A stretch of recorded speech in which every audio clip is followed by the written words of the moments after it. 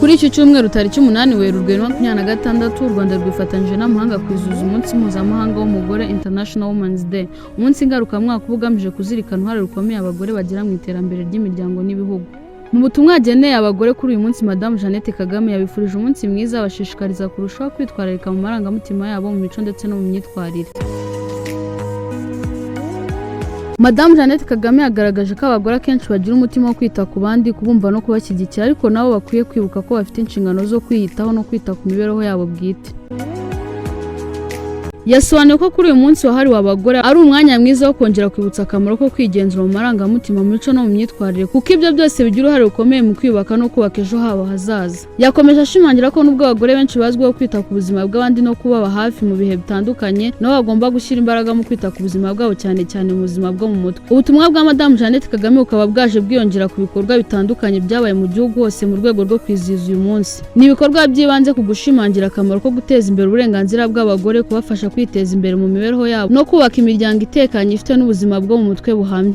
Umunsi mpuzamahanga w'umugore ukomeje kuba umwanya wo gusuzuma aho abagore bageze mu iterambere, ariko ukanatanga n'umwanya wo kongera gushimangira ingamba zigamije kubafasha kugera ku mahirwe angana n'ay'abandi mu nzego zitandukanye z'ubuzima. Mu butumwa Madame Jeannette Kagame yageneye abagore ku munsi mpuzamahanga wo kuzirikana uruhare rwabo runini mu buzima bwa muntu, yabibukije kujya bivuganira bakavugira na bagenzi babo. Kuri X yanditse ati: "Kuri uyu munsi twizihiza abagore, ndabasaba kongera kwigenzura mu marangamutima, imico, imyitwarire, mumenye kwibungabunga byose bigamije kwiyubaka. Uyu munsi wongere kwibutsa ko uko mukunda abandi mukabitaho, mukamenya namwe ari byo bibakwiye, uko mwita ku buzima bw'abandi namwe mwite ku bwanyu, cyane cyane ubuzima bwo mu mutwe."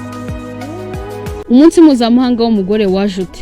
Umunsi mpuzamahanga w'umugore wizihizwa ku wa 8 Werurwe waje bitewe n'amateka y'abagore bashakaga uburenganzira bungana n'ubw'abagabo mu kazi, mu matora no mu mibereho rusange. Mu kinyejana cya 19 na 20 abagore benshi bakoraga mu nganda, cyane cyane muri New York City muri Amerika, basabaga amasaha make y'akazi, imishahara ingana n'iy'abagabo ndetse n'uburenganzira bwo gutora. Hari imyigaragambyo ikomeye yabaye mu 1908 aho abagore bagera ku bihumbi basohotse mu mihanda basaba uburenganzira bwabo. Iki gitekerezo cyo gushyira umunsi wihariye cyaje nyuma y'aho mu mwaka w'1910 mu nama mpuzamahanga y'abagore yabereye muri Denmark. Umugore w'umudage witwa Clara Zetkin yatanze igitekerezo cyo gushyiraho umunsi mpuzamahanga w'abagore, cyemezwa n'abahagarariye ibihugu byinshi.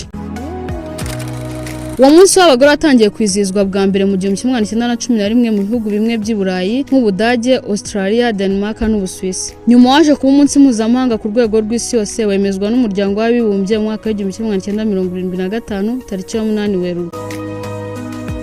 Mu kwizihiza abagore bishimira uruhare bagira mu iterambere ry'aho batuye, mu bihugu byabo no ku rwego rw'isi muri rusange. Mu bihugu byinshi byizihiza uyu munsi harimo n'u Rwanda.